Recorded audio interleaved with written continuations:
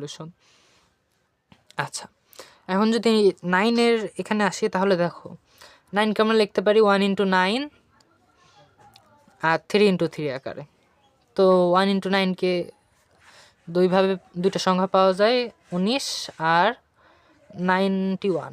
আচ্ছা, এই দুইটার জন্য দুইটা সংখ্যা, আর এটা তো একটাই পাওয়া যাবে 3 3 33, এটার জন্য একটা। আচ্ছা, তিনটা হয়েছে 1 4 আর 9। এখন 16-এর জন্য 16 করলে পাওয়া যায়, দেখো 1 × 16, এটা কি হবে? এটা হবে না, কারণ এটা 3 অঙ্কের একটা সংখ্যা আছে, তাহলে এটা হবে না। তাহলে কি করা যায়? 2 × 8 আর 4 × 4। আচ্ছা, এই কয়টাই উৎপাদক আছে এটার? তো এখান থেকে দুইটা পাই, 28 আর 82। তো এটার জন্য দুইটা, আর এটার জন্য তো একটা 44 একটা সংখ্যা, তো এটার জন্য আছে একটা। আচ্ছা, 16 হয়েছে। আচ্ছা, এবার 25 চেক করব।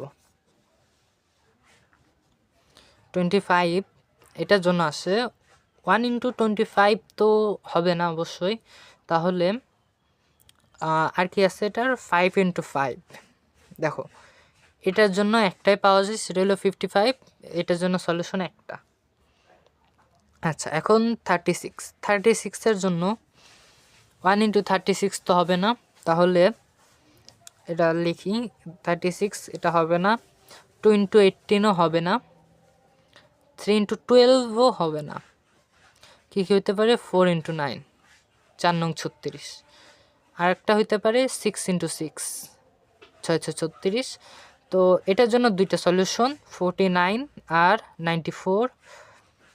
এটার জন্য দুইটা, আর এটার জন্য আসে একটা 66, একটা সলিউশন। আচ্ছা, 36 হইল।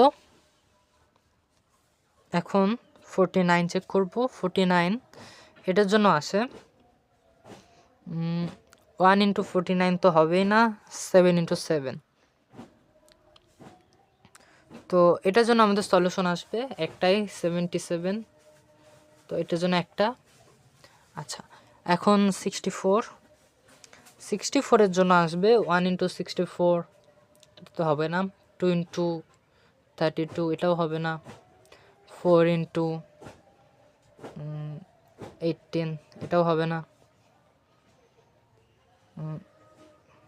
18 না, 4 × 1 আর 16।